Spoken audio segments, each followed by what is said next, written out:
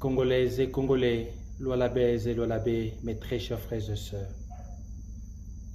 Aujourd'hui, nous brisons le silence, cette âme qui nous a affaiblis depuis des années, cette âme qui nous a qualifiés de complices face à la trahison qui est en train de se faire vivre dans notre pays, en général, et dans notre province en particulier. Un dirigeant africain a déclaré « N'est jamais sorti du silence que lorsque vous avez des mots forts pour justifier votre présence ». Ces pays de Patrice Emery Lumumba et de Laurent Désiré Kabila fait face à des grands défis majeurs qui interpellent toute la conscience de tout un chacun. Dans les dérives sociales, dans les violences institutionnelles, dans la fragilité, dans les antivaleurs qui menacent la stabilité, le développement et voire même l'avenir de nos communautés. Face à tous ces enjeux majeurs, nous venons vous annoncer la naissance d'un mouvement congolais panafricain, dénommé la Renaissance Congo-panafricaine, qui verra le jour dans le mois qui suivent.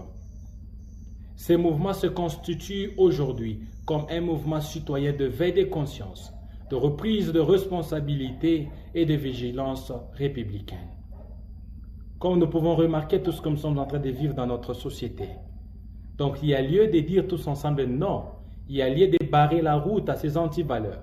Et donc nous pouvons tous ensemble dire non au silence, cette arme qui nous a affaiblis depuis des années.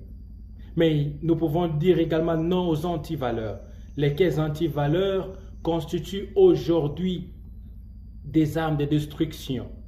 Aujourd'hui, par ces antivaleurs, nous vivons le clientélisme, le népotisme et le favoritisme. Nos entités territoriales décentralisées se transforment petit à petit en royaumes.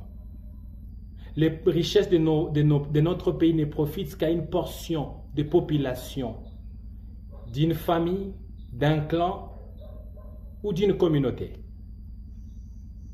Et nous disons non à tous ces antivaleurs. Mais il y a lieu également de dire oui aux valeurs que nous pouvons remarquer sur le terrain, aux efforts menés jusqu'ici par le gouvernement, aux efforts positifs menés jusqu'ici par le gouvernement, tant national que provincial. Mais il y a lieu de dire également oui. Disons ensemble oui à la bonne responsabilité collective. Disons ensemble oui au progrès social. Disons oui à l'avenir de notre peuple. Nous avons tant de richesses, beaucoup d'entreprises minières qui exploitent chez nous.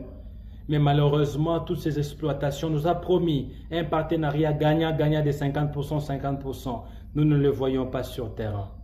Les taux de chômage très élevés, l'absence de la présence de l'État dans tout ce que nous sommes en train de voir dans nos communautés, l'insécurité, les routes impraticables, des ponts qui ne sont pas jetés partout. Lorsqu'il y a la pluie, les gens sont menacés, les gens se retrouvent en face de pertes de vies humaines, des pertes de vies humaines, des pertes de biens de valeur. Et jusqu'à quand nous allons marcher sous cette manipulation et sous cette complicité.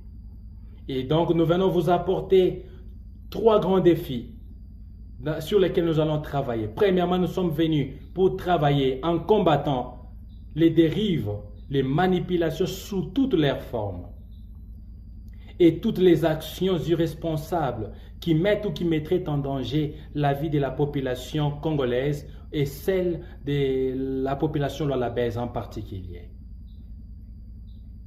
Deuxièmement, nous sommes là pour soutenir, accompagner, encourager positivement les actions de construction, les actions constructives du gouvernement tant national que du gouvernement provincial, du Lualaba, pourquoi pas les autres provinces.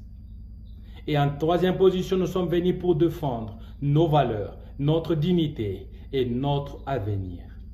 L'avenir de nos enfants, c'est-à-dire nous ne venons pas pour combattre qui que ce soit, mais nous venons défendre non les intérêts égoïstes, personnels et privés, mais les intérêts du peuple congolais. La Renaissance congo-panafricaine, n'est pas un parti politique, mais c'est un mouvement citoyen. C'est une voix citoyenne. Un appel à l'unité, au courage, à l'éveil de conscience collective. Nous nous engageons aujourd'hui alors à la défense des sans-voix et donc nous sommes la voix des sans-voix.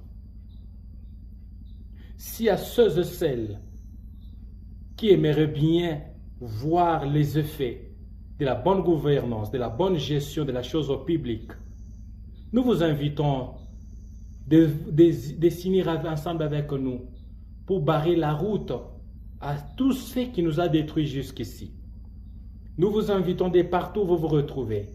Rejoignez-vous à nous dans ces combats pacifiques et patriotiques pour une nouvelle ère, pour une nouvelle vision et pour une nouvelle responsabilité collective. Car ceux qui étaient censés nous protéger, nous défendre hier, nous ont tous tourné les dos. Les institutions qui étaient censées nous protéger, nous défendre, nous ont tourné les dos. Ces institutions ne comptent que sur leurs propres intérêts égoïstes et privés. Qui viendra leur sauver le Congo? Qui viendra sauver cette province, la province du Lualaba?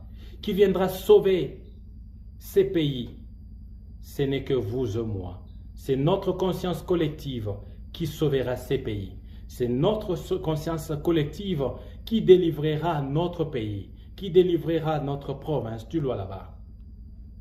Et alors, nous pouvons tous déclarer ensemble, faisons renaître le Congo, notre cher beau pays. Oui, que vive la République démocratique du Congo, notre cher beau pays et son peuple. Que vive la renaissance congo-africaine. Que vive la RDC, Lualaba pour la dignité humaine. Que vive la RDC, Lualaba pour le patriotisme. Tous ensemble, lèvons-nous, mettons-nous debout, défendons les paroles de notre hymne national. Debout Congolais, unis par notre sort. J'ai dit et je vous remercie.